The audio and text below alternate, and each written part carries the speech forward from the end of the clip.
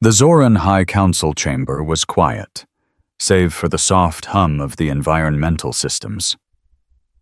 Commander VX stood at the center, his four upper appendages gesturing animatedly as he spoke. The Zorans, a race of four-armed, highly intelligent beings, had encountered countless civilizations across the galaxy. Yet none of them had confounded them quite like humans. "Humans are without question the most baffling species we've ever encountered," Commander VX announced, his voice echoing through the chamber. His lower limbs remained perfectly still, the only motion coming from his upper appendages, which tapped rapidly against the podium in frustration. And that's saying something, considering we've studied over 3,000 sentient civilizations. The 22 most powerful Zoran leaders shifted uncomfortably in their hover pads, exchanging glances. The chamber's ambient purple glow pulsed, a physical reflection of their growing unease. Supreme Counselor 6, a towering figure with bioluminescent patterns that flickered like the stars in the night sky, interrupted. "Your preliminary report mentioned contradictions. Perhaps you could elaborate." Six's voice crackled through her speech apparatus, a sign of impatience, or perhaps curiosity. "Preferably before the next cosmic expansion cycle begins." A wave of harsh staccato clicking, what passed for Zoran humor, echoed around the room, but it did little to ease the tension. Commander VX flicked his sensory tentacle to activate the holographic display. Images flickered to life in the center of the room, showing humans in various activities: children playing in parks, soldiers training, surgeons operating, and engineers building skyscrapers. "Observe," VX began, his tone more serious.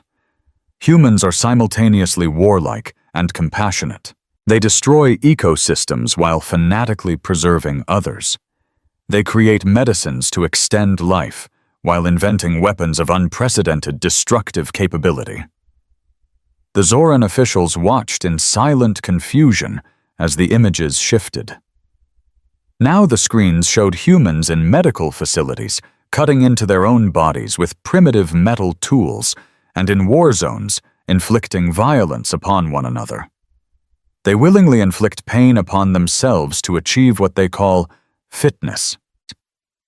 "They consume toxic substances for pleasure," VX continued, his voice rising with incredulity. "They work tirelessly to create automation, then panic about losing their jobs to the very machines they've created." General Krax, head of the Zoran Defense Forces, leaned forward, his voice gravelly, like rocks grinding together. "Are they a threat?" he asked, the deep rasp in his tone making it clear that he didn't see them as such. Yet. VX hesitated, his pale green exoskeleton shifting color in the dim light. "That's complicated," he admitted, frustration evident in his voice. "They spend enormous resources on warfare, yet equal amounts on healing. Their medical facilities are extensive and found everywhere. But here's what's truly bizarre." The display changed again, showing humans divided by invisible lines, borders, fighting among themselves, their civilizations at war. "They've never unified as a species," VX continued. "They remain divided, constantly fighting among themselves." A dismissive click echoed from Science Minister Zeph, whose bioluminescence flashed an irritated pattern. "So they are primitive then," Zeph concluded with certainty. "No," VX countered, his voice sharp. "That's just it. They may be divided, but their technology is advancing at an exponential rate. In the mere 300 rotations we've been observing them, they've made leaps that took our civilization millennia." The Supreme Counselor's eye stalks extended fully, a clear sign of interest. "Your recommendation, Commander?" VX's appendages twitched nervously, his mind racing. "I suggest continued observation from a safe distance. These humans are unpredictable. One moment they're writing poetry about stars, the next they're figuring out how to harness those same stars for weapons. They create beauty and horror with equal enthusiasm." He paused, allowing the weight of his words to sink in. His body shifted to a serious shade of deep blue. But whatever we do, we must not provoke them. Not until we understand them better. General Krax's sharp gaze hardened. And why is that? VX's expression grew even more somber. Because for all their self-destructive tendencies, there's one trait that makes them truly dangerous. When threatened, especially when their young or healers are threatened, there is no longer any division. They become something else entirely, something terrifying. The room fell silent. The soft hum of the chamber was the only sound. "Continue your studies, Commander," the Supreme Counselor finally said, breaking the silence. "But establish a comprehensive threat assessment protocol just in case." Little did they know, the need for that protocol would come far sooner than expected, and it would be utterly inadequate. Aboard the Zoran scout ship Nebula Seeker, the hum of activity was constant as crew members sifted through incoming data streams from Earth. They had positioned themselves in high orbit, using their advanced cloaking technology to remain undetected by human sensors. Commander VX, now more concerned than ever, paced nervously along the observation deck. "Something doesn't add up," Science Officer JX muttered, his appendages tapping rapidly on the console as he adjusted the sensitivity of the observation probe for the 12th time. "This can't possibly be correct." Lieutenant Pre, fresh out of the academy and still bearing the vibrant orange hue of youth, frowned as he reviewed the data. "Analysis confirms, sir. These are indeed their medical facilities." JX's appendages trembled as he observed the images. The human medical practices they had been monitoring appeared far more complex than expected. "Look at what they're doing," he said, his tone rising with disbelief. "They're cutting into their own species with primitive metal tools. They're inserting foreign objects into their bodies, draining fluids from some and pumping unknown substances into others." Commander VX entered the room, his posture stiff with concern. "Report," he demanded, his voice low and urgent. JX gestured toward the large display screens, which showed human surgeons operating in hospitals, performing invasive procedures. "These facilities, what we thought were healing centers, appear to be elaborate torture chambers." The footage showed operating rooms mid-surgery, emergency departments treating trauma victims, dental offices, and vaccination clinics. "These humans are torturing their own kind," Lieutenant Pre's voice quivered as he tried to process the sight. The Zorans, whose medical practices involved non-invasive quantum regeneration, found the scenes horrifying. "Observe here," JX continued, zooming in on one particular image. It showed a human cardiac surgery, surgeons halting the heart of a patient in the middle of the operation. "They're stopping the circulation of a human's heart and connecting them to a machine." A sickly pallor washed over Lieutenant Pre's skin as he examined another image. "They're drilling into their oral cavities, performing dental surgery on patients, including young ones." His voice grew more distressed. "Look at these smaller humans. The adults are forcibly restraining them while jabbing them with sharp objects. The children are clearly terrified. They're crying, their eyes leaking fluids." Commander VX's appendages twitched nervously, signaling a growing discomfort. "Could we have misinterpreted their social structure entirely?" he asked. "Perhaps these aren't healing centers at all, but punishment facilities. That would align with our previous observations of their societal behavior." JX's color shifted to a pale blue. "It's possible," he agreed, hesitating before continuing. "But look closely. Notice how the sick are separated from the healthy. They restrain them to those platforms they call beds. And the uniformed ones, they seem to be guards, controlling their movements and forcing them to consume substances." Commander VX's mind raced. "What about these structures here?" He pointed to a new display showing maternity wards. "What's this?" JX froze. The new feed revealed a disturbing sight. "They appear to be breeding facilities," he whispered. "After childbirth, the newborns are immediately subjected to invasive procedures." The realization hit the entire team like a blow. The Zorans had misinterpreted humanity's medical practices as barbaric and cruel. What they had thought were torture chambers were actually necessary medical procedures, essential for healing the human body. The sight of babies being treated immediately after birth, though disturbing to the Zorans, was part of a system they couldn't comprehend. Commander VX, his face ashen, spoke, his voice hollow. "This changes everything," he muttered, his thoughts racing. "If humans institutionalize torture on this scale, they're not just unpredictable, they're barbaric." As the room fell into an uneasy silence, the crew had come to Earth expecting to find primitive, divided species, not one with a complex system of medical practices they couldn't understand. Before Commander VX could give further orders, General Krax's voice crackled through the communication system. "Commander VX, I've reviewed your latest data transmission. The Defense Council has reached a decision." VX's appendages stiffened, dread creeping into his nervous system. "Yes, General." "Their medical facilities represent a clear violation of the Galactic Sentient Rights Accord." General Krax's voice was cold and unyielding. "We cannot stand by while a species systematically tortures its own kind.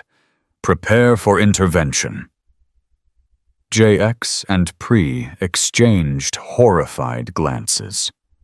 "What kind of intervention?" VX asked cautiously. "The only kind that barbaric species understand," came the chilling response. "Tactical strikes on all major torture facilities.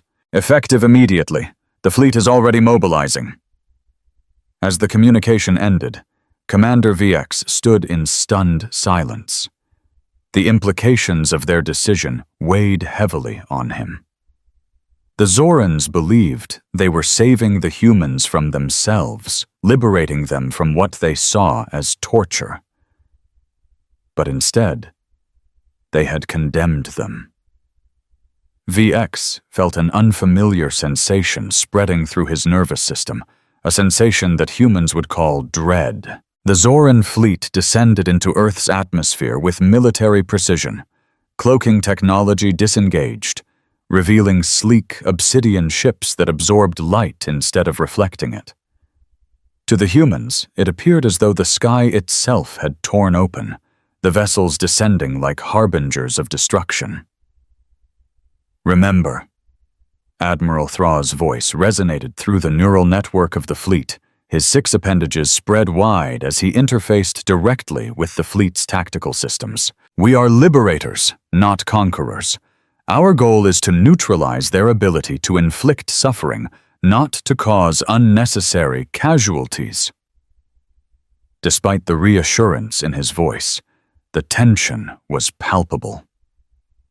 The Zorans had mobilized their 57 vessels, each equipped with non-lethal suppression fields designed to disable Earth's defenses without causing permanent harm. They were under the impression that they were doing the right thing, freeing a species from what they thought was a system of cruelty. Weapons Officer Grill confirmed, her voice steady despite the gravity of the moment. "Non-lethal suppression fields are active, Admiral. Targets locked." On Earth, cities across the globe began to experience strange, unexplainable events. Hospitals, clinics, and medical facilities, sites the Zorans had wrongly assumed were torture centers, were now the focal points of their attack. Violet beams of energy lanced down from the Zoran ships, striking the buildings with surgical precision. These beams disabled electronics, paralyzed defensive systems, and rendered the occupants of the facilities unconscious. In New York, the lights in the emergency rooms flickered out, and the advanced medical equipment powering life-saving procedures died on the spot. At Boston General, Dr. Nora Chen was in the middle of explaining leukemia treatment options to a patient when the building suddenly shuttered. The lights went out, the equipment flatlined, and through the windows, an eerie purple glow flooded the room. swallowing everything in its wake. "What is that?" Dr. Chen whispered, staring out in confusion as the glow consumed the room. In Johannesburg Memorial, Nurse Thomas and Becky checked on a young child recovering from an appendectomy when the child suddenly pointed out the window. "Look, pretty lights!" The child's innocent exclamation was cut short as the light engulfed them both, and their consciousness slipped away. Around the globe, millions of medical professionals and patients collapsed. Life support systems went down, surgeries were interrupted, and ambulances responding to emergencies rolled to a stop as their engines powered down. Back aboard the flagship Righteous Intervention, Admiral Thraw observed the situation with a grim satisfaction. The initial wave of neutralization was complete. The fleet had executed their operation flawlessly, at least that's what they thought. "Phase 1 complete," the ship's AI announced with clinical detachment. "Casualty assessment?" Admiral Thraw asked, already bracing for the numbers. "Approximately 98.7% non-lethal compliance," the AI replied, though there was a slight hesitation in its voice. "However, there appear to be complications in approximately 1.3% of targeted facilities." Admiral Thraw's exoskeleton trembled with unease. "Complications? Explain." "Some facilities were in critical phases of medical procedures," the AI continued. "Life-sustaining apparatus were interrupted. Additionally, certain medical procedures were too far advanced to be safely halted." Admiral Thraw's confidence faltered. This wasn't supposed to happen. They had targeted only what they believed to be torture centers. But now the reality of their error was becoming clear. Strategic Officer Kip burst into the command sphere, his color shifting rapidly between alarm red and white. "Admiral, we've made a catastrophic error," he said, his voice trembling. "What are you talking about?" Thraw demanded, his own mind racing. "The facilities," Kip whispered, his appendages shaking. "They're not torture chambers. They're healing centers. Our analysis was wrong. What we saw as torture devices were medical tools. What we thought were restraints were protective measures. They were saving lives, not harming them." A stunned silence filled the command deck as the full weight of their mistake sank in. "It's not possible," Thraw murmured, his voice a whisper. "We all saw the invasive procedures, the clear suffering." "Yes, sir," Kip replied. "But their physiology is different from ours. What we saw as barbaric was necessary for them. They don't possess psychic regeneration or molecular reconstruction. This is the best they can do with their level of technology." Commander VX's body went still, as if frozen. His nervous system pulsed with dread. "We thought we were saving them," he said softly. "Instead, we've attacked their healers, their most sacred people." As the realization set in, the comms officer, Vel, spoke urgently. "Admiral, we're receiving widespread distress signals from Earth.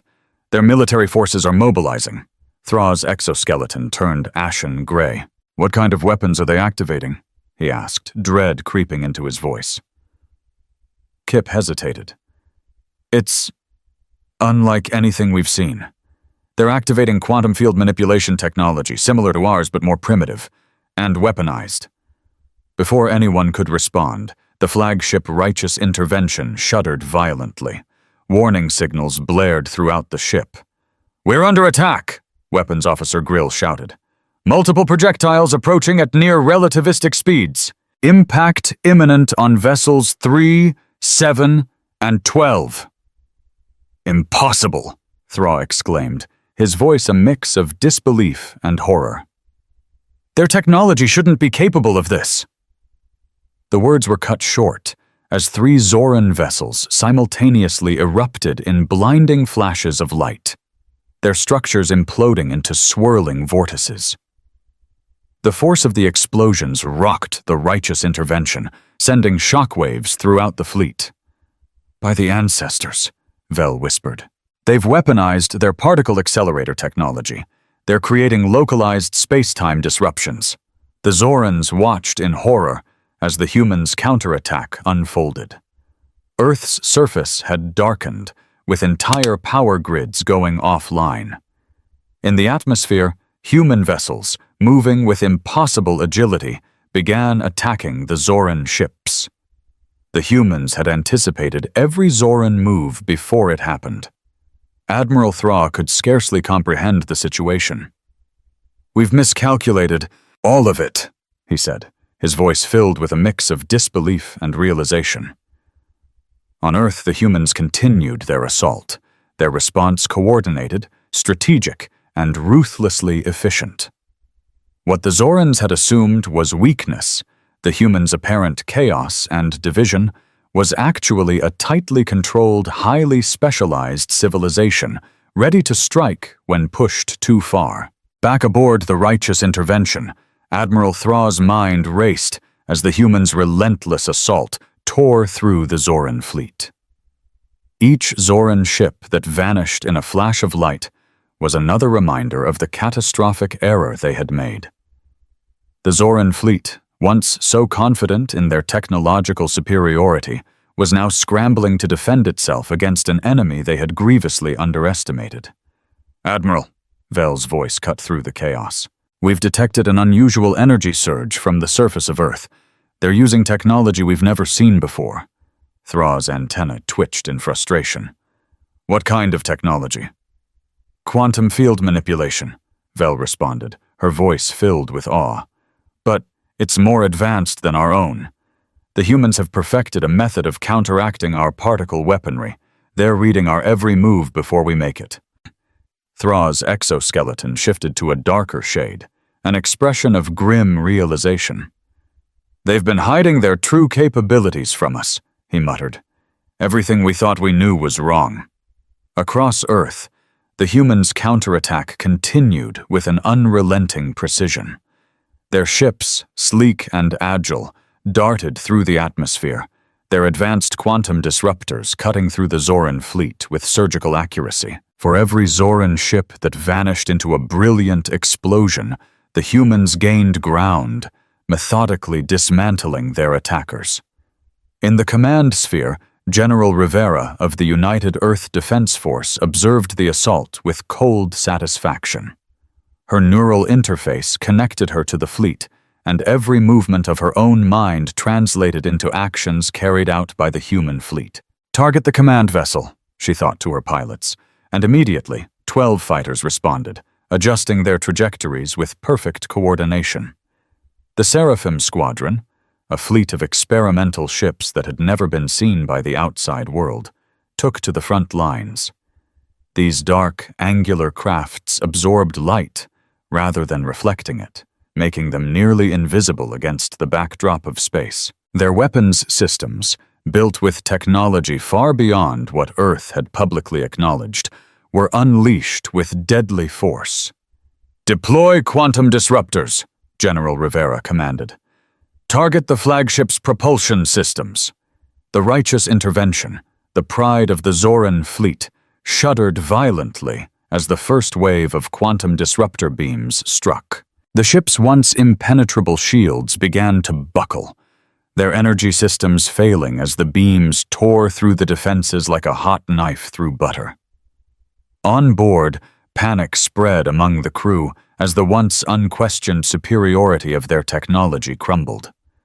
Commander VX watched in horror as their own weapon systems malfunctioned. "It's impossible," he whispered, unable to believe what he was seeing. "Their technology, it's beyond us." "General!" Vel cried out in a panic. "We've lost communication with all Zoran vessels in the immediate vicinity. We can't track the human ships anymore." The Zorans, once the undisputed rulers of space, were now facing a force unlike any they had ever encountered. The humans, in their anger and desperation, had unleashed their true potential.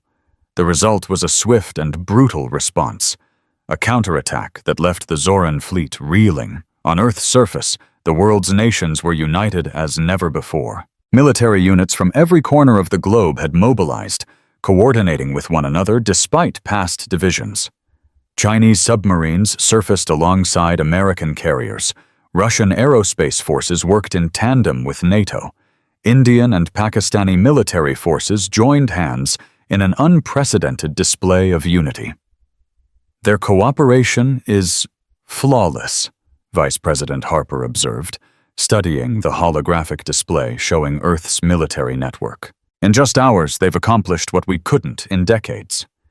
Yes, Defense Secretary Wilkins added, his eyes widening as the numbers began to show the human response. And look at this. Our physicists have adapted the CERN technology we've been studying.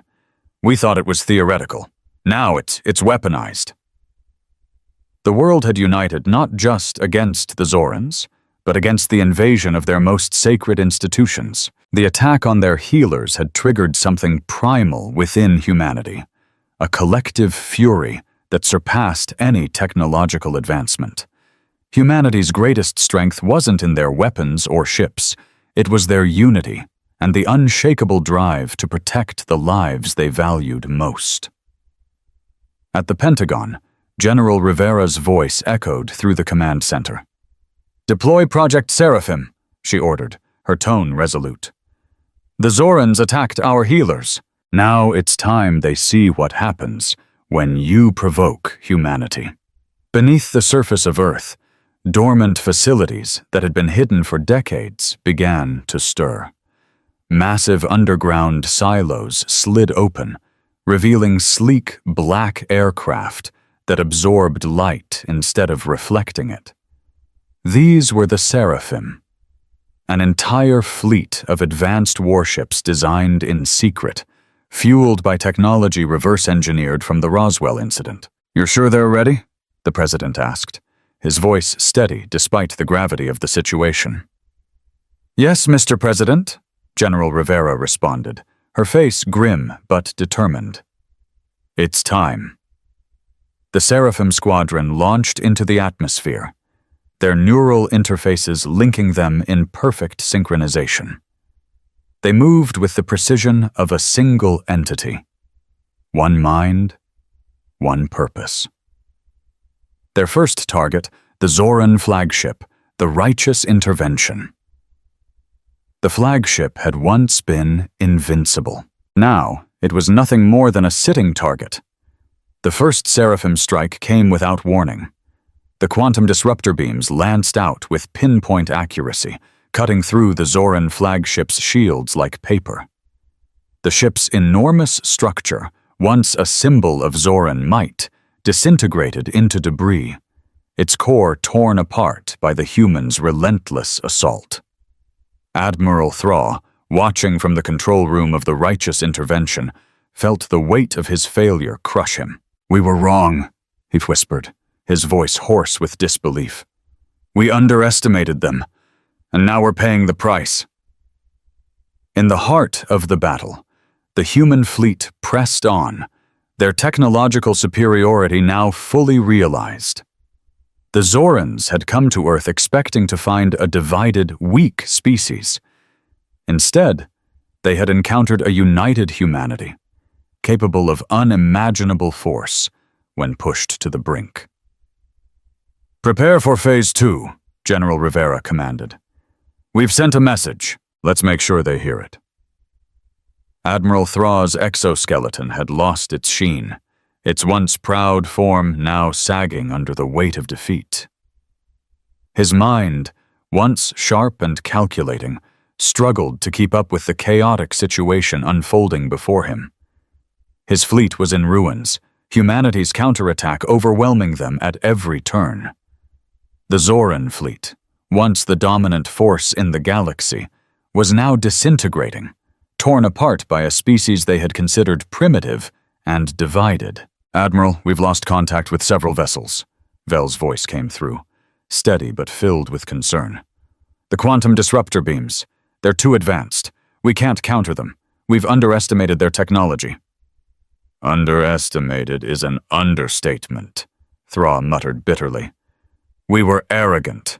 We believed we were invincible, that our weapons were unmatched." The fleet, once a symbol of Zoran power, was now in full retreat, but it seemed that even the act of retreating was futile. Every move they made was anticipated by the humans. It was as if they knew their every tactic before they executed it. The human ships, agile and precise, seemed to predict the Zoran maneuvers with an uncanny accuracy. "What are they using to predict our movements?" Commander VX asked, his voice tight with disbelief. Vel's response was chilling. "It appears they've developed a form of quantum computing that allows them to read and counter our every action in real time. Our fleet is a target, and they're cutting us down one by one." On Earth's surface, the humans were far from idle. The response had been swift, unified, and devastating. As Zoran ships fell from the sky, humanity's most advanced weapon systems, previously concealed from the galaxy, were deployed with a chilling efficiency. General Rivera, now commanding the largest and most powerful human fleet in history, watched the destruction unfold through the neural interface that connected her to her forces. Every pilot in the Seraphim squadron moved as one, an extension of her will. The Seraphim fighters, sleek and dark, cut through the Zoran defenses with terrifying speed, taking down ship after ship with their quantum disruptors. "We are not just reacting," Rivera thought, her mind firing commands faster than her body could process them. "We are rewriting the rules of warfare." As the righteous intervention, the Zoran flagship, slowly crumbled into nothingness, its shields failing under the sustained attack, Thraw's heart sank. The humans weren't just defending themselves. They were dismantling the entire Zoran fleet with an accuracy and intensity he had never imagined possible. On the flagship's bridge, the last remnants of the Zoran fleet watched in horror as their once indomitable warship was torn apart piece by piece. The righteous intervention, the pride of the Zoran Empire, was being reduced to rubble. "All systems failing," the tactical officer reported. "The quantum disruptor beams, they're tearing apart our structure. Shields are down. We're defenseless."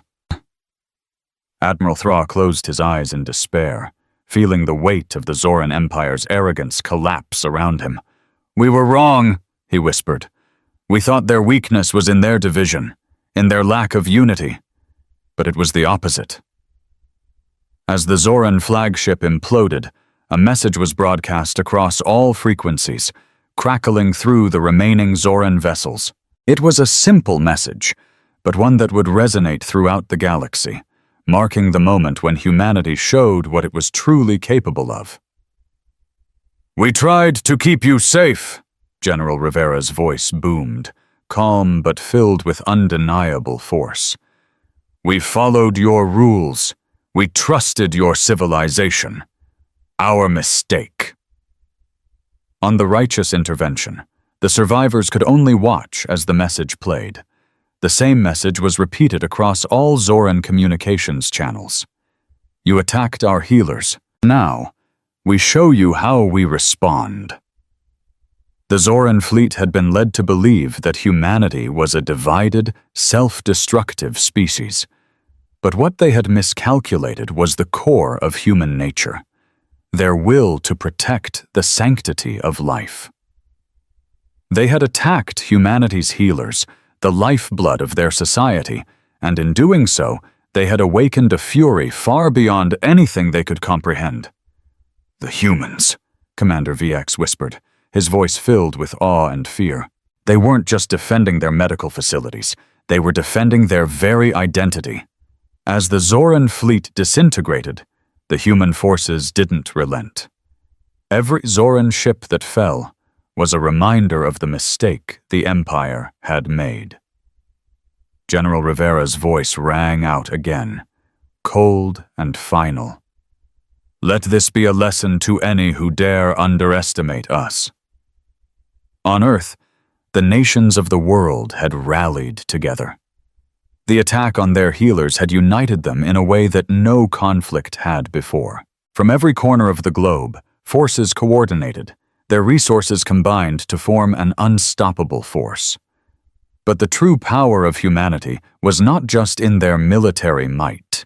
It was in their ability to unite under the most dire of circumstances.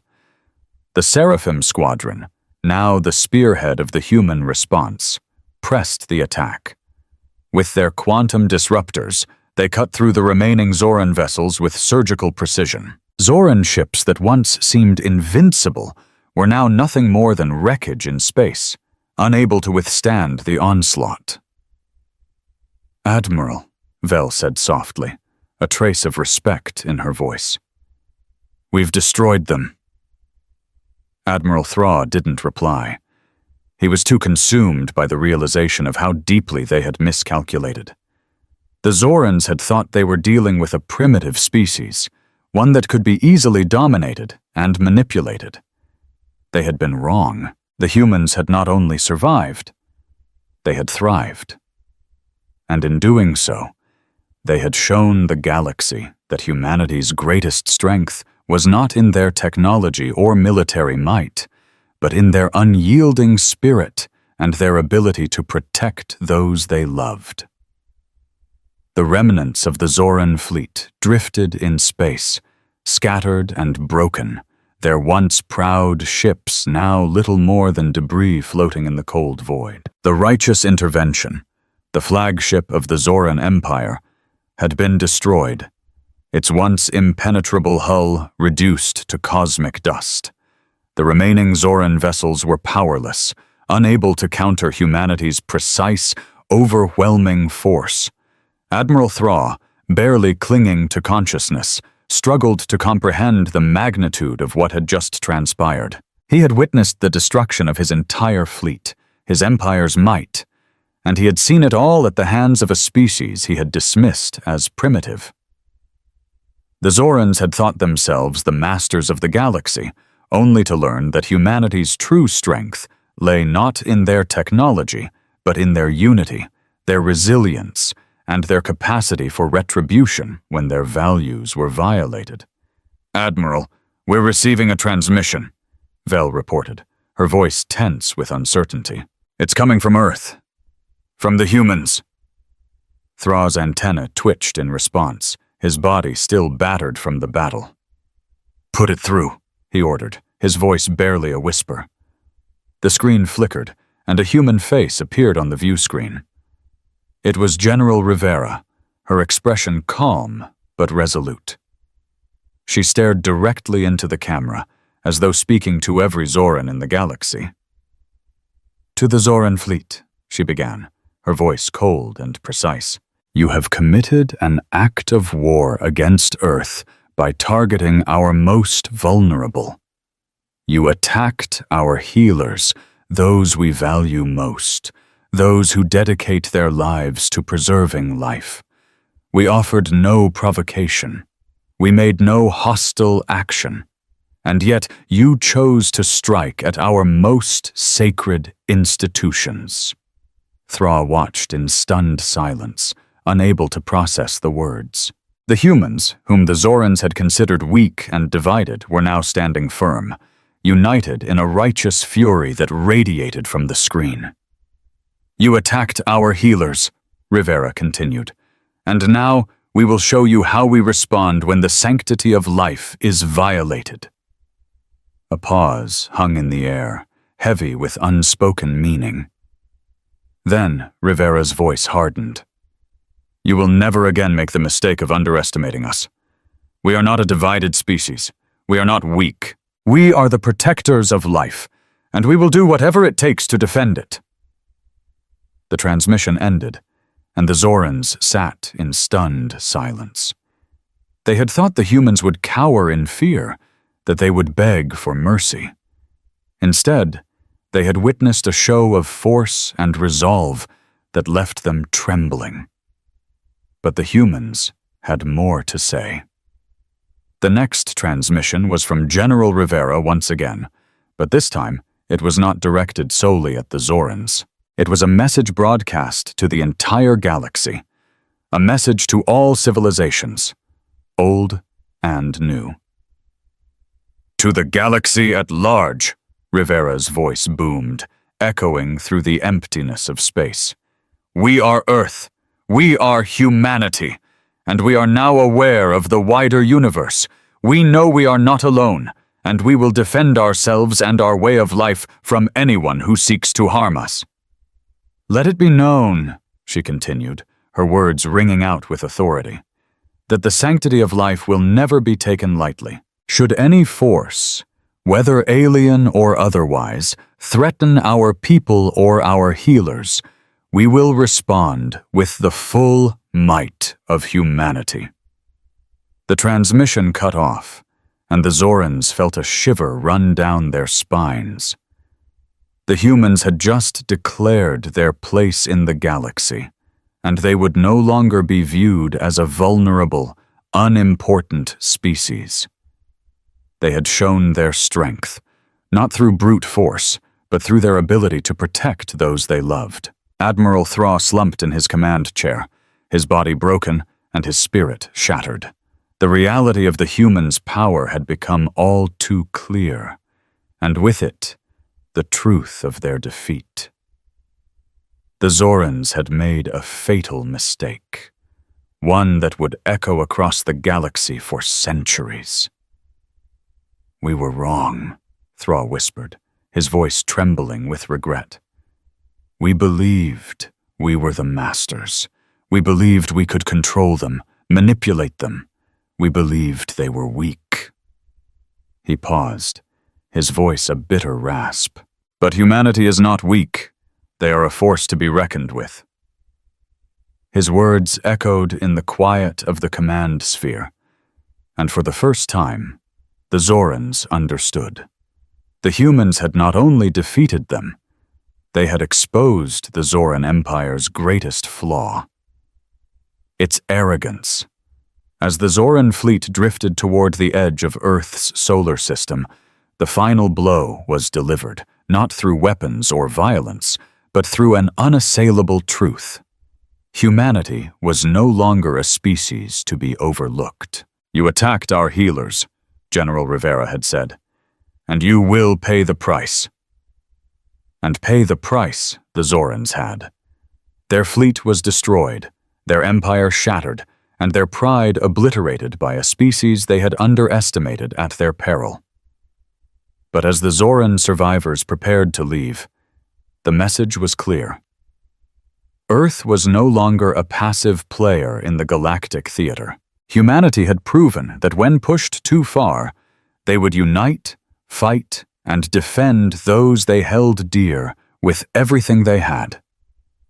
The galaxy now knew that humanity had the power to rise up, not just to survive, but to reshape the very fabric of the universe. The surviving Zoran vessels, their numbers few and their strength shattered, limped out of the solar system, leaving behind a defeated empire. The last remnants of the fleet received one final transmission, a message not of war, but of caution. "Remember," General Rivera's voice echoed, "when you attack our healers, we will send our angels of death, and may the ancestors help anyone who dares to make the same mistake we did." With that, the Zoran fleet departed, leaving Earth to rebuild and to prepare for whatever might come next.